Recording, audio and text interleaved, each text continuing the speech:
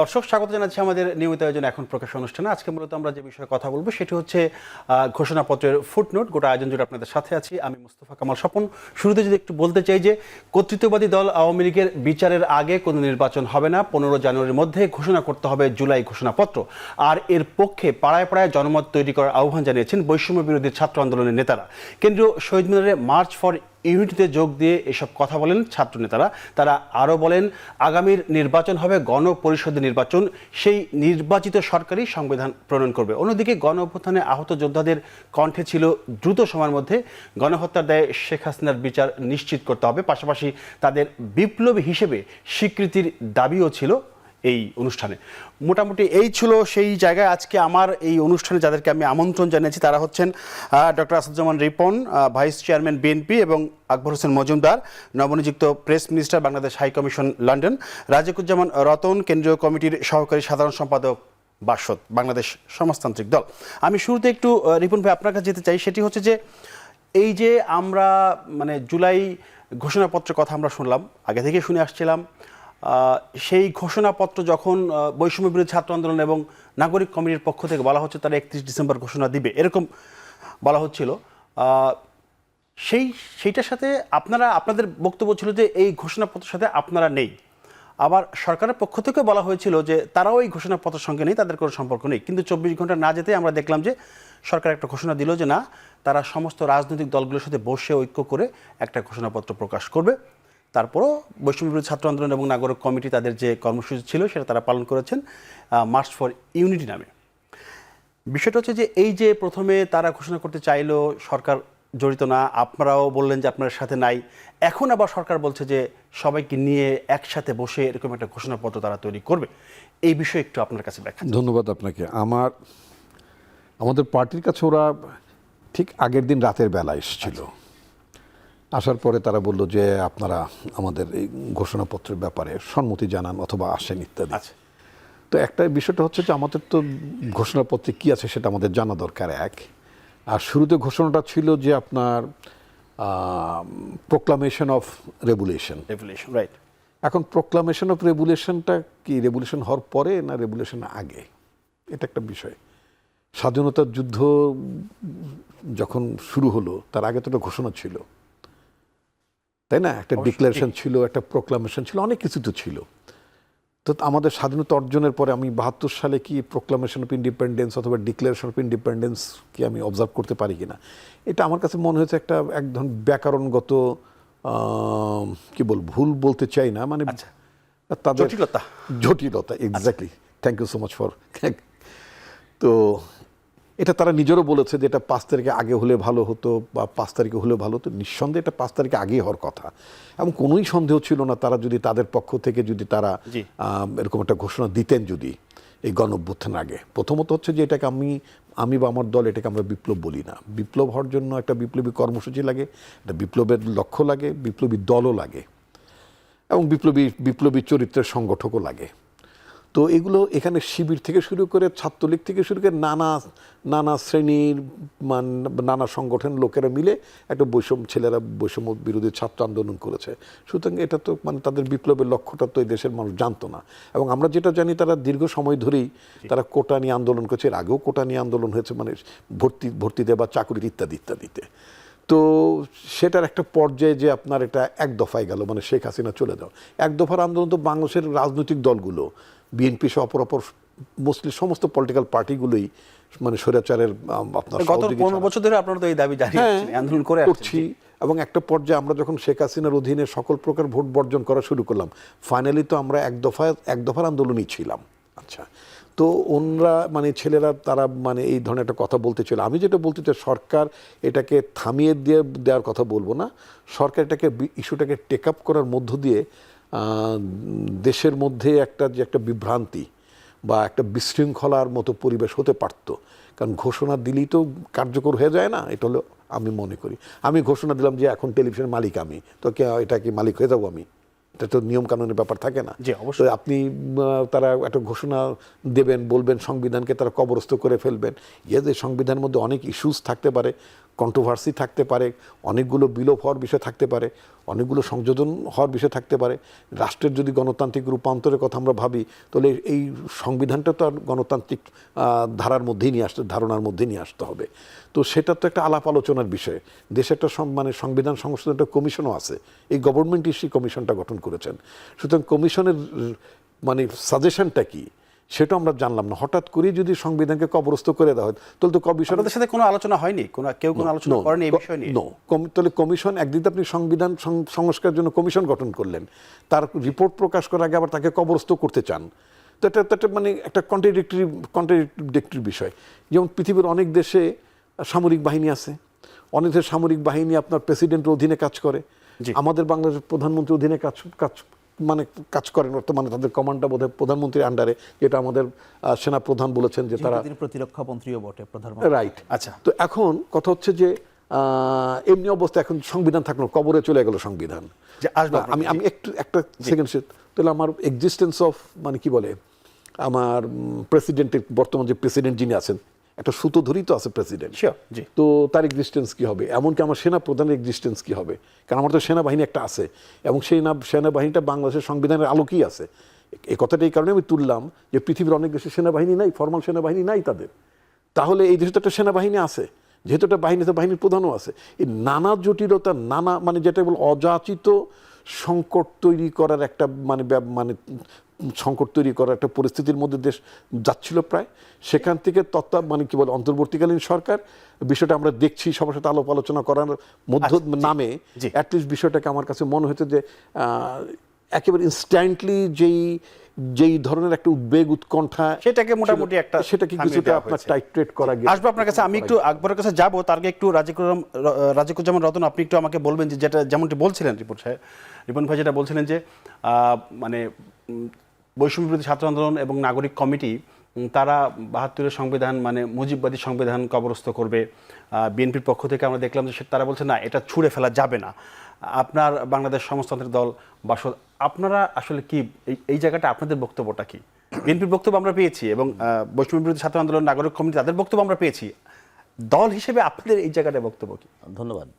আমাদের দলটার নাম হচ্ছে বাংলাদেশের সমাজতান্ত্রিক দল, মানে এটা বাংলাদেশ, তার মানে বাংলাদেশের এক্সিস্টেন্সটা আমরা স্বীকার করি। আচ্ছা, বাংলাদেশ তো আসমান থেকে পড়েনি, মাটি ফুঁড়েও গজায়নি।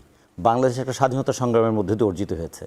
আচ্ছা, সেই স্বাধীনতা সংগ্রামের একটা ঘোষণা ছিল, অবশ্যই স্বাধীনতা সংগ্রামের একটা বলবো যে প্রোক্লামেশন ছিল, অঙ্গীকার ছিল।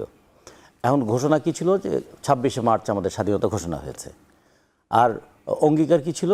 যে ১০ই এপ্রিল অঙ্গীকার করা হয়েছিল যে দেশটা আমরা স্বাধীন করব এবং সেই দেশটা পরিচালিত হবে সাম্য, সামাজিক সুবিচার এবং মানবিক মর্যাদার ভিত্তিতে। তাহলে ১০ই এপ্রিল এটা হওয়ার পর ১৭ই এপ্রিল আবার একটা অস্থায়ী সরকার শপথ নিলেন। তার মানে আগে সরকার একটা প্রোক্লামেশন ঘোষণা করলো, তারপর একটা অস্থায়ী সরকার ঘোষণা মানে শপথ নিলেন।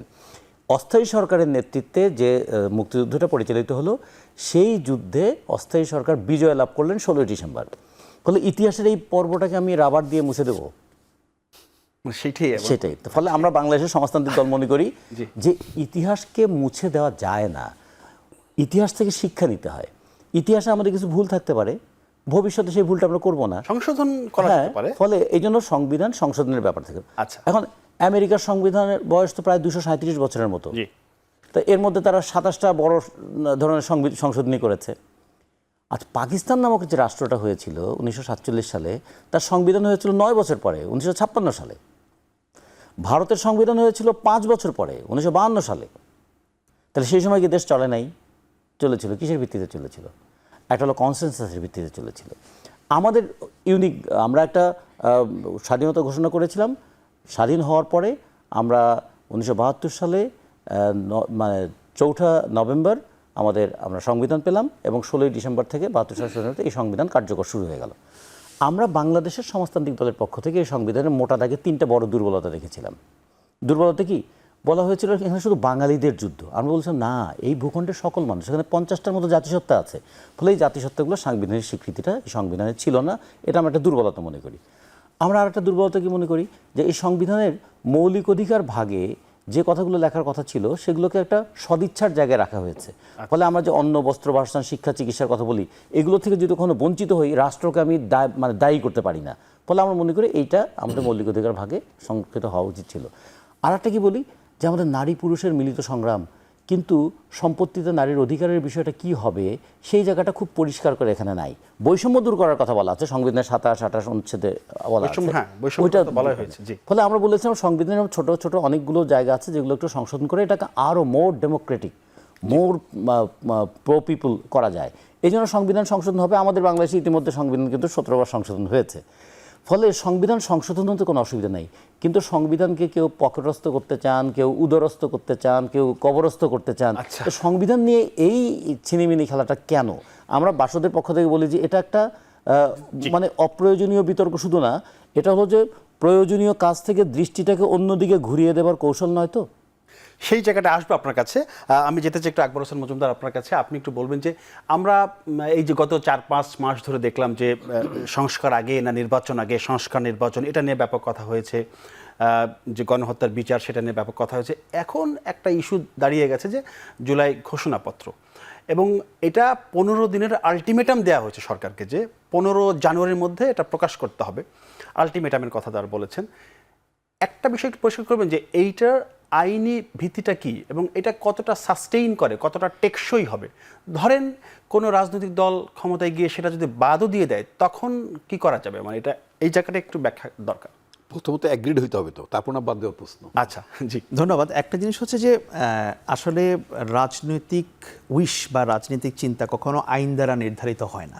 আচ্ছা, রাজনৈতিক চিন্তাটা আগে আসে, আইনগত ভিত্তিটা হয়তো অনেক সময় পরে আসে, এটা একটা বিষয়। দ্বিতীয় বিষয় হচ্ছে যে এখানে 71 এবং 2024কে আমি কারো কারো মাঝে দেখছি যে কেন যেন একটা সংশয়, একটু মুখোমুখি দাঁড় করিয়ে দেওয়ার কথা বলা হচ্ছে। ছাত্ররা যদি বা যারা অভ্যুত্থানের সঙ্গে জড়িত তারা যখন বলছে 2024-এর কথা, পাল্টা কেউ কেউ 71কে সামনে নিয়ে আসছে। ছাত্ররা কি কখনো বলেছে যে আমরা 71কে মানি না বা আমরা 71কে অস্বীকার করি? বলেনি। ছাত্রনেতাদের মধ্যে কেউ কেউ বা দুই একজন বলেছেন এই সংবিধানকে আমরা কবরস্থ করতে চাই। কবরস্থ শব্দ ইটস অ্যান অ্যানালজি। কবর বলতে আসলে প্রকৃত অর্থে এটাকে ছুঁড়ে ফেলে দেওয়া, এই শব্দটাই বেশি ব্যবহার। That's an analogy. মানুষ যখন একটা ব্যাখ্যা করে বা একটা বলতে চায় কোন একটা বিষয় নিয়ে তাদের হিউজ ডিসকন্টেন্ট থাকে, তখন তারা এই ধরনের শব্দ ব্যবহার করে। রূপক অর্থে এরকম ব্যবহার, যেমন ধরেন রূপক, সেটাই বলছে যে দ্যাটস অ্যান অ্যানালজি, তারা বলছে একটা রূপক অর্থে তারা বোঝাচ্ছেন।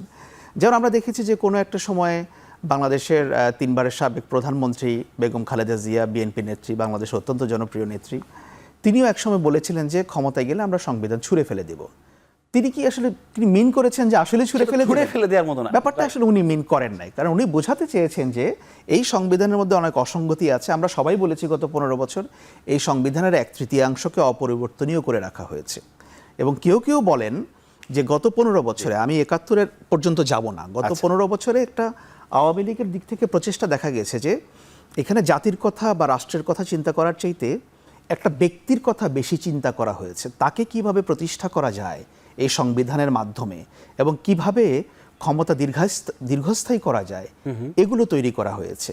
তো সুতরাং এগুলো নিয়ে অনেকের মধ্যে ডিসকন্টেন্ট আছে, তার অনেকের মধ্যে হতাশা আছে।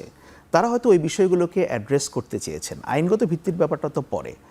আর সর্বশেষ আমি যে কথাটা বলতে চাই, প্রধান উপদেষ্টার অফিস থেকে বলা হয়েছে যে সরকারই একটা ঘোষণাপত্র তৈরি করবে। এর মাধ্যমে এই বিতর্কের একটা মীমাংসা হয়েছে এবং আমরা দেখতে পাচ্ছি যে সরকার একটা ঐকমত্য সৃষ্টি করে এটা বিষয়টা করতে চায়।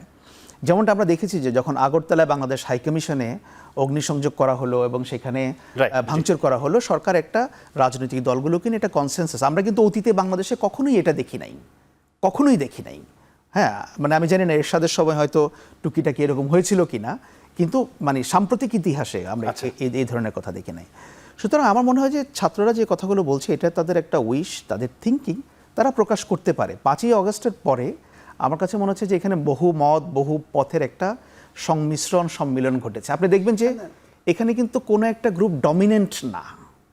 বিএনপিও বিএনপির কথা বলছে, ছাত্ররাও ছাত্রদের কথা বলছে, ইসলামপন্থী দলগুলোও তাদের কথা বলতে পারে। এবং শেষ পর্যন্ত তো আমি একটা পত্রিকায় দেখলাম, দৈনিক আমার দেশ সেটা রিপোর্ট করেছে যে ছাত্ররা মনে হয় মিস্টার তারেক রহমানের সঙ্গে কথা বলেছেন, বিএনপির ভারপ্রাপ্ত চেয়ারপারসন, ওনার সঙ্গে কথা বলেছেন। বলেছেন তো, যদি বলে থাকেন, যদি কথা সত্য হয়ে থাকে, আমি জানি না। আমি যুক্ত করি আমি জানি না, আমি পত্রিকার না আপনি যেটা বলেছেন সেটা ঠিক। সেটা হচ্ছে যে ওরা কথা বলেছেন, প্রথমে আমাদের মহাসচিবের সাথে কথা বললেন, মহাসচিব বললেন দেন আমরা তো এটা টেক্সট জানি না, কন্টেন্ট জানি না, কিচ্ছু জানি না, তো না জেনে তো আমরা হঠাৎ করে আসলে কোনো কিছু মন্তব্য করতে পারি না। তো তখন ওখানে কোনো সদুত্তর না পেয়ে তখন তারা আমাদের অ্যাক্টিং চেয়ারম্যানকে তার মানে কথা বলেছেন, তার মানে হচ্ছে যে ওনারা বলেছেন না, মানে যোগাযোগ করে, কিন্তু যোগাযোগ করেছেন, তারা বিএনপিকে ইগনোর করতে চায় নাই বিষয়টা। That is not possible. হ্যাঁ, সম্ভব হোক বা না হোক, ইগনোর করতে চায় না, এবং বিএনপিও একটা স্পেস ক্রিয়েট করেছে। ওকে, ঠিক আছে, তাহলে সবাই মিলে একটা ঐকমত্যের ভিত্তিতে কিছু একটা করা যাবে। জি, একবার আসবো আপনার কাছে, একটা বিরতি নিচ্ছি দর্শক, একটা বিরতি নিচ্ছি, ফিরছি শীঘ্রই, আশা করি সাথেই থাকবেন।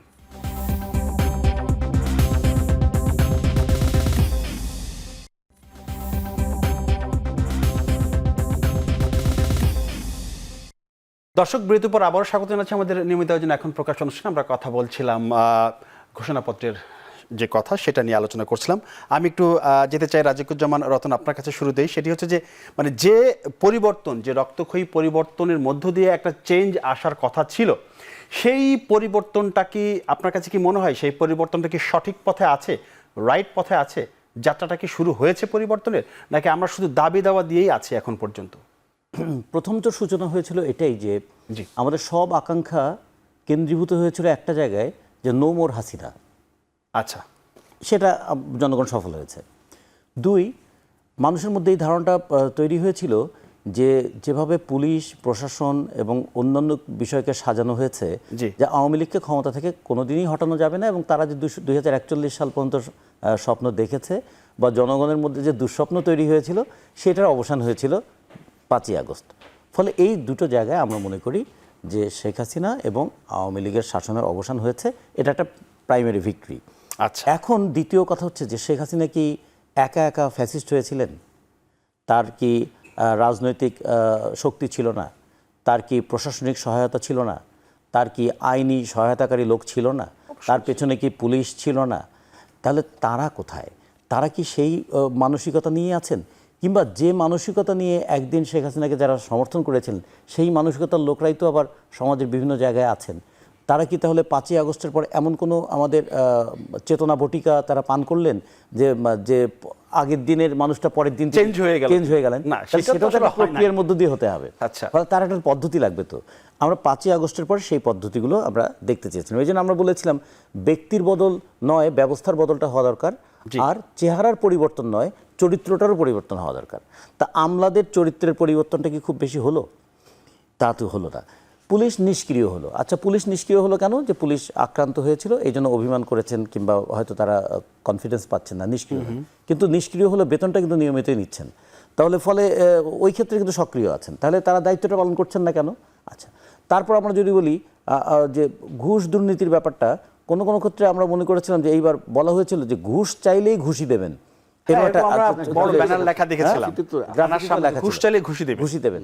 কিন্তু পরে দেখা গেল যে না, ঘুষের রেট মনে হয় কোনো কোনো ক্ষেত্রে বেড়ে গেল, কারণ ঘুষির আশঙ্কা দেখিয়ে অনেকে বলছেন যে না, আগের মতো আর পারা যাবে না।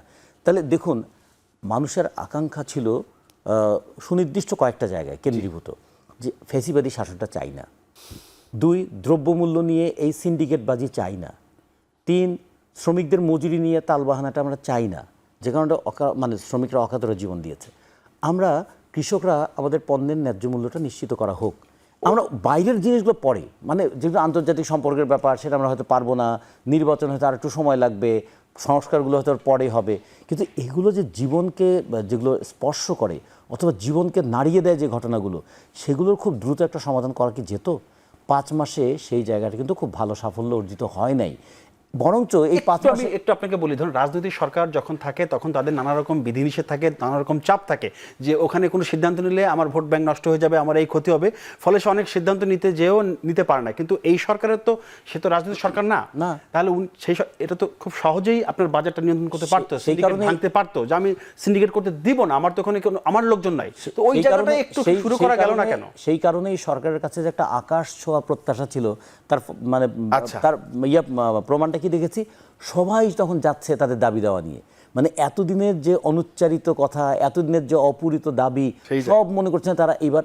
ফলে এটা কিন্তু একটা খুব মানে সিগনিফিকেন্ট, এতে বিরক্ত হওয়ার কিছু নাই। মানুষ মানুষ যে বলছে, তার মনের কথাটা বলছে, তার বেদনার কথা বলছে, তার বৈষম্যের কথা বলছে, এখন অন্তর্বর্তীকালীন সরকার তখন পদক্ষেপ নেওয়া দরকার। দেখুন, আমরা অন্তর্বর্তীকালীন সরকার, আমরা এই সময়ের মধ্যে আমরা অন্তহীন সরকার না, রাইট? জি, সব সমাধান করতে পারবো না, কিন্তু আমরা একটা পথ তৈরি করতে চাই যে পথে হাঁটলে আপনাদের সমস্যার সমাধান হবে, এবং আমরা বলবো যে পরবর্তী নির্বাচিত সরকার এই কাজগুলো করবেন।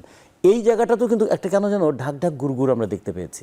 দেখি আকবর হোসেন, আপনি একটু বলবেন যে পাহাড় সমান হচ্ছে গিয়ে মানুষের আশা আকাঙ্ক্ষা, কিন্তু সরকারের সামনে তো অনেক সমস্যা, মানে পর্বত সমান হচ্ছে সমস্যা, আর এদিকে পাহাড় সমান আশা আকাঙ্ক্ষা। এই যে আশা আকাঙ্ক্ষা আর সমস্যা, এটা সমন্বয় ঘটানো তো এই সরকারের পক্ষে সব জায়গায় সম্ভব না। যেটা বলছিলেন রতন ভাই, যে কিছু সমস্যা তো আগে গুরুত্ব দিয়ে ওইগুলোকে সমাধান করা যেত, ওই জায়গাটায় যা হচ্ছে না কেন আসলে? দেখেন, আমি একটা জিনিস বলতে চাই যে বাংলাদেশে যে পরিবর্তনটা হলো 2024 সালে, এটা হচ্ছে একটা ইনক্রেডিবল সিনারিও। আচ্ছা, আপনি যদি গত 30 বছরে দেখেন, আমরা আরব বসন্তের সময় যে ধরনের পরিবর্তন আমরা দেখেছি বিভিন্ন জায়গায়, বাংলাদেশে কিন্তু তার চেয়ে কম ছিল না আর কি। 1000-এর বেশি মানুষ মারা গেছে, এটা হচ্ছে একটা বিষয়। এবং দেখেন, এই রাষ্ট্রে আমরা যেগুলো পত্রপত্রিকায় মানে পেয়েছি, চিফ জাস্টিস তার বাসা থেকে পালিয়ে গেছেন নিরাপদ আশ্রয়ের জন্য, বাইতুল মোকাররমের খতিব পালিয়ে গেছেন, হ্যাঁ, এন্টায়ার পুলিশ ফোর্স পালিয়ে গিয়েছিল, ঢাকা এয়ারপোর্ট ফাঁকা হয়ে গেছিল, ওখানকার নিরাপত্তাও ছিল না, চেয়ারম্যান মেম্বার কেউ ছিলেন না। বাংলাদেশে কি এই সিচুয়েশন আমরা অতীতে কখনো দেখেছি? অতীতে আসলে কখনো দেখিনি। এই দেশে 4 দিন সরকার ছিল না, 4 দিন বা 3 দিন কোনো সরকার ছিল, 4 দিন, হ্যাঁ, মানে সেই 5ই আগস্ট থেকে শুরু করে 9-10 তারিখ পর্যন্ত ভার্চুয়ালি তাই। সুতরাং এখানে কিন্তু খুব ড্রামাটিক কোনো চেঞ্জ হবে না। এবং রাজিকুজ্জামান রতন সাহেব যেটা বলছিলেন যে এটা মানুষের যে নানা দাবি, তারা সেগুলো সামনে নিয়ে আসছে, এবং এগুলো শোনাটাও কিন্তু সরকারের একটা দায়িত্ব, এবং সরকার সেটা শুনছে, এবং সেই স্পেসগুলো ক্রিয়েট করতে হবে। সুতরাং এই পরিবর্তন যেহেতু কোনো স্বাভাবিক পরিবর্তন হয় নাই, অর্থাৎ একটা নির্বাচনের মাধ্যমে তো এটা ক্ষমতার পরিবর্তন হয় না, কিংবা আন্দোলনের মুখে একটা সমঝোতা করেও ক্ষমতার পরিবর্তন হয় নাই, মানে কোনো কিছু ঘোষণা দেওয়া হয় নাই, একটা রক্তারক্তির ভেতর দিয়ে পরিবর্তনটা হয়েছে।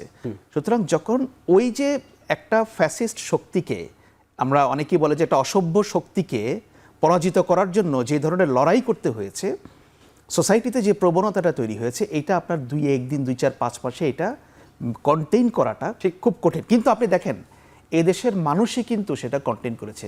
এই দেশে এখনো পর্যন্ত পুলিশ, অনেকে বলছেন ফাংশনাল না, 5 তারিখের পরে 6, 7, 8, 9, 10 2 সপ্তাহ কোনো পুলিশ ছিল না, কিন্তু এই দেশের ছেলেমেয়েরা রাস্তায় নেমে এলাকা পাহারা দিয়েছে।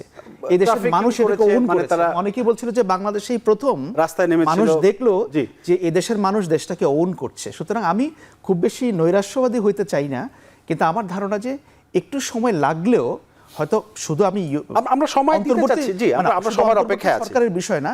আমার কাছে মনে হয় যে হয়তো এই বিষয়গুলো যখন কারেকশন হবে, মানুষ ওন করবে আরো, তখন পরিস্থিতি আরো ভালোর দিকে যাবে। আচ্ছা, ডক্টর আসাদুজ্জামান রিপন, আপনি একটু বলবেন যে আজকে তারেক রহমান কথা বলেছেন 46তম প্রতিষ্ঠা বার্ষিকী ছিল ছাত্র দলের, সেই জায়গাটা একটু ওনার কথাটা একটু বলি, যে জনগণের মুখোমুখি হতে ভয় পায় তারাই নির্বাচন আয়োজনে বাধার সৃষ্টি করছে।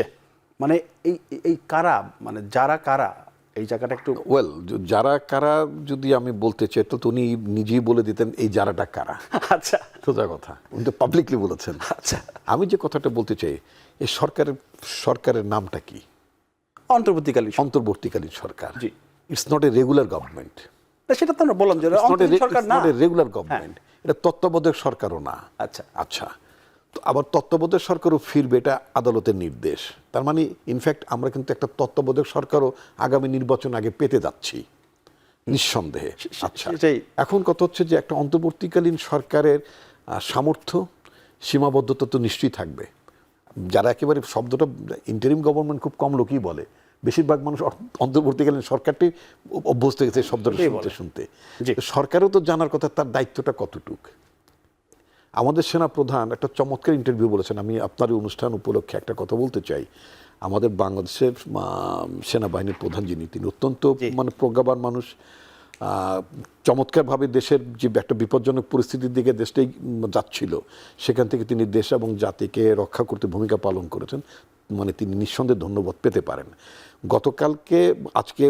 আজকে একটা পত্রিকাতে তার একটা ইন্টারভিউ প্রকাশ করা হলো, সেখানে তাকে প্রশ্ন করা হয়েছিল গত 15 বছরে বিচার বিভাগ থেকে শুরু করে আপনার আইন প্রয়োগকারী মানে বাহিনী, বিভিন্ন প্রতিষ্ঠানগুলো ভেঙে গিয়েছে।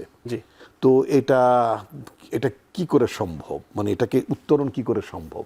আচ্ছা, তো সেটার উত্তরে তিনি যেটা বলেছেন, খুব চমৎকার উত্তরে বলেছেন যে একটা রাজনৈতিক সরকার লাগবে।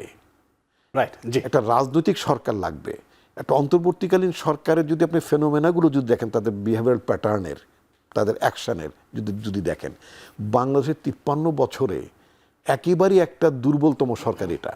কিন্তু এই সরকারটার ভিত্তি কিন্তু আবার জনগণ, সরকারের ভিত্তি কিন্তু আবার সকল রাজনৈতিক দলগুলো, কিন্তু সবাই সরকারকে সমর্থন করেছে। এবং আমরা ওন করি, উনি যেটা বলেন, দেশের মানুষ এই প্রথমবারের মতো দেশকে ওন করছে। আমাদের মানুষ সবসময় দেশকে ওন করে নিঃসন্দেহে, এবং বিশেষ করে সংকটকালে এই সরকারকে কিন্তু দলমতে সবাই আমরা ওন করেছি। কিন্তু কথা হচ্ছে যে আপনার এই সরকারের সীমাবদ্ধতা সরকার যদি না বুঝে, যদি একটা লং টার্ম সংস্কারের আইডিয়া, বিরতির পরে কথাটা শুনে আপনার বিরতির পরে সে এখান থেকে শুরু করতে চাই আপনার কথাটা। জি দর্শক, একটা বিরতি নিচ্ছি, ফিরছি শীঘ্রই, আশা করি সাথেই থাকবেন।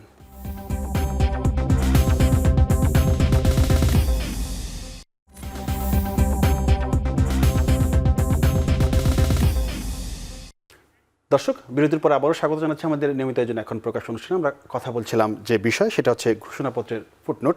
আমি আপনাকে থামিয়ে দিয়েছিলাম যে এই 53 বছরের মধ্যে এই সরকার সবচেয়ে দুর্বলতম একটি সরকার, ওখান থেকে আপনি শুরু করেন। তো এরকম একটা দুর্বলতম সরকার যদি 2 বছর বা 3 বছর টানতে চাওয়ার অভিলাষ থাকে, আচ্ছা, ভেরি ডিফিকাল্ট তাদের পক্ষে সাস্টেইন করা, এবং ল অ্যান্ড অর্ডার ঠিক রাখতে পারবে না, দ্রব্যমূল্য ঠিক রাখতে পারবে না, নানা ধরনের আপনার এনার্কি পরিস্থিতি আমরা যেটা দেখছি, এই যে এইটা ঘোষণা করবে, কালকে আরেকটা ঘোষণা করবে, এরপর আরেকজন বলবে ইসলামী প্রজাতন্ত্র কায়েম করো, নানান ধরনের একটা পরিস্থিতির দিকে হসপট চলে যাবে। যেটা রাজিকুজ্জামান রতন বললেন বা আকবর হোসেন সাহেব যেটা বললেন, যে সরকার শোনার একটা স্পেস দেবে। ইয়েস, শুনবেন, কিন্তু শুনতে যে যদি সবাই যদি মনে করেন ওনার বাড়ির সামনে যেই ওখানে হাট বাজার বসানো যাবে, যেটা ইনিশিয়ালি শুরু হচ্ছিল, সেটা কিন্তু আপনার কাম্য না।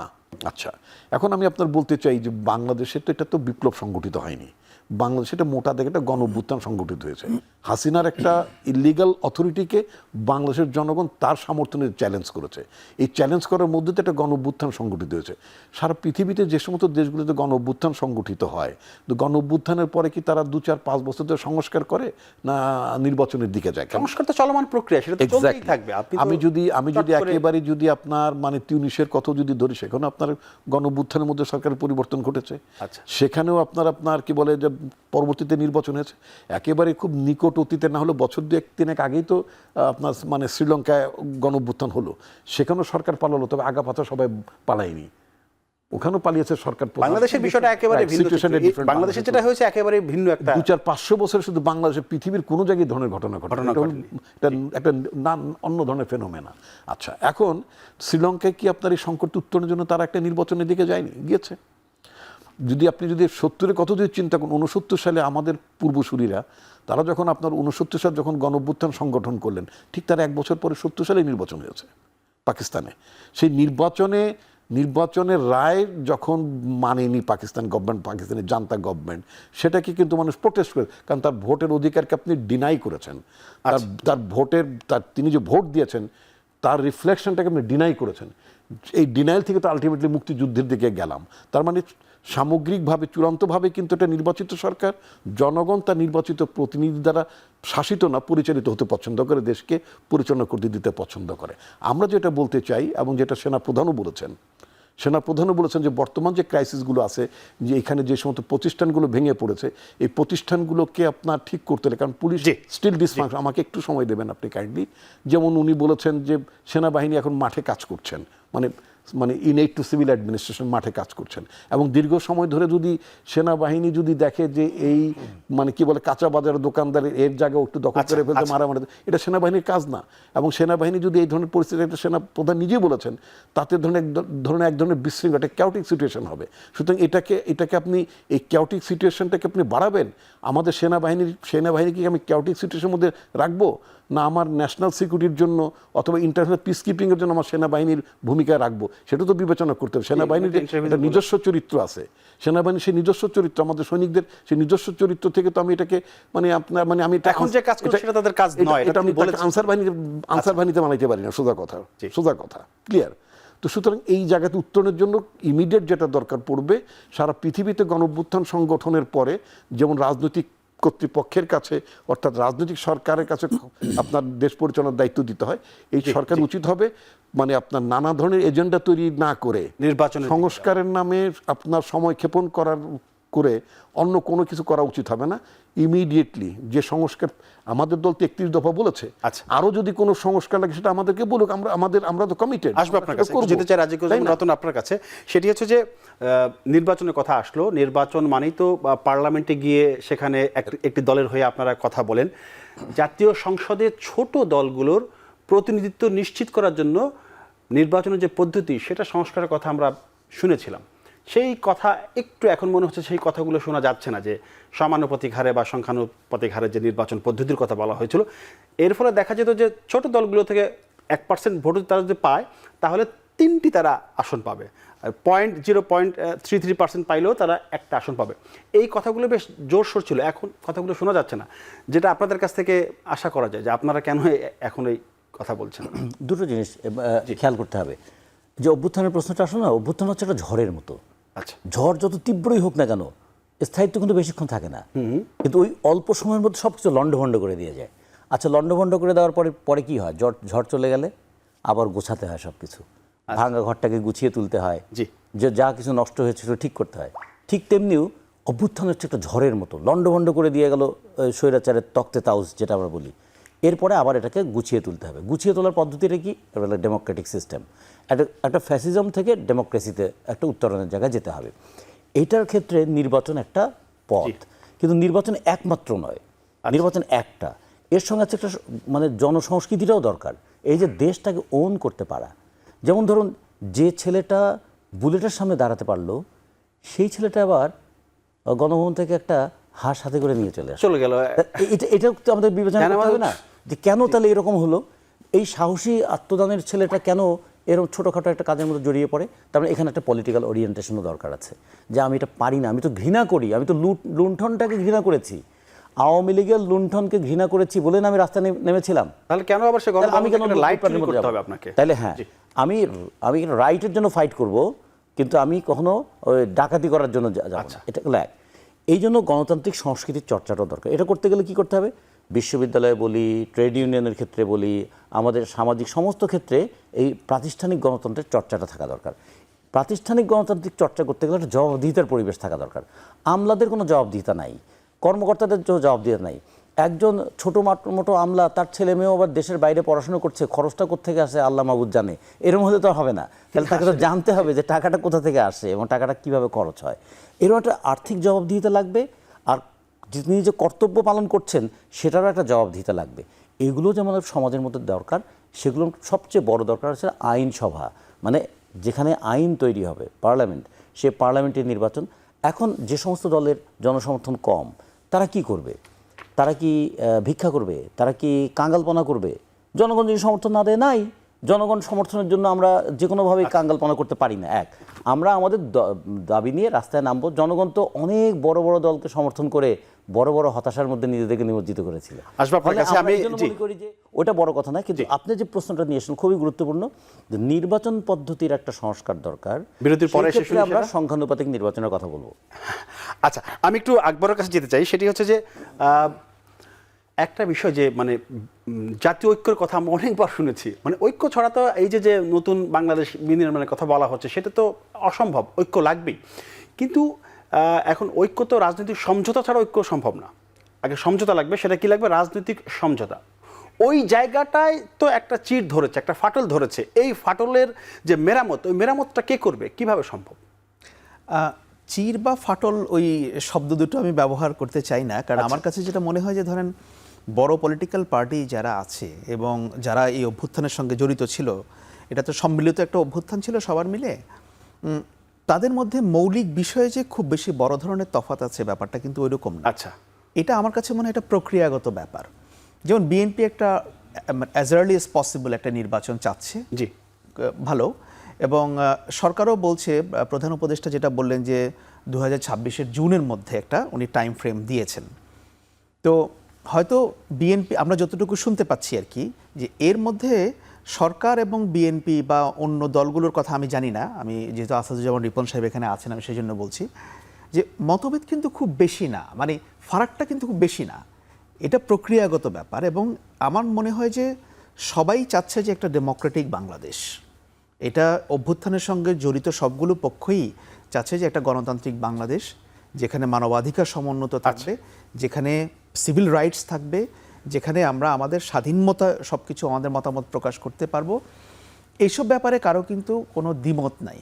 সুতরাং আমার মনে হয় যে ন্যাশনাল ইউনিটি বা জাতীয় ঐক্যমত্যের যে ব্যাপারটা, এটা আমাদের দরকার। একটা জায়গায় তো ঐক্যমত্য হয়ে গেছে যে এই সমাজে আর ফ্যাসিজম চলবে না বলে আমরা ধরে নিয়েছি, এবং যারা ভবিষ্যতে ক্ষমতা আসবে বা আসতে চায় তারা যদি আওয়ামী লীগের মতো বিহেভ করে তাদের পরিণতি এটাই হবে।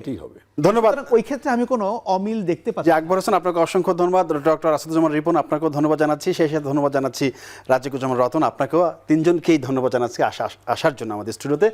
দর্শক, আজ এ পর্যন্তই।